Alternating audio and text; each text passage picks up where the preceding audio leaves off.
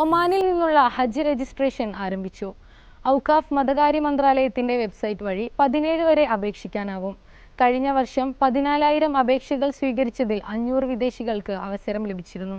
18 വയസ്സിന് മുകളിലുള്ളവർക്കാണ് ഹജ്ജിന് അപേക്ഷിക്കാൻ കഴിയുക. അടുത്ത വർഷം ഹജ്ജിന് പോകാൻ ആഗ്രഹിക്കുന്നവരാണ് വെബ്സൈറ്റ് വഴി രജിസ്ട്രേഷൻ നടത്തേണ്ടത്. ഈ വർഷം ഒമാനിൽ നിന്ന് 14,000 പേർക്കാണ് ഹജ്ജിന് പോകാൻ അനുവാദം ലഭിക്കുക. ഓൺലൈനായി ഈ മാസം 17 വരെ രജിസ്ട്രേഷൻ നടത്തുന്നവർക്ക് മാത്രമാണ് അവസരമുണ്ടാവുക. അപേക്ഷകരിൽ നിന്ന് നറുക്കെടുപ്പ് വഴിയാണ് തിരഞ്ഞെടുക്കുക. ഓൺലൈൻ രജിസ്ട്രേഷൻ നടത്തുമ്പോൾ തന്നെ അപേക്ഷ സ്വീകരിക്കപ്പെട്ടോ എന്നറിയാൻ കഴിയും. ഒമാനിൽ നിന്നുള്ള ഹജ്ജ് കമ്പനികൾ വഴിയാണ് ഇവർക്ക് പോകാൻ കഴിയുക.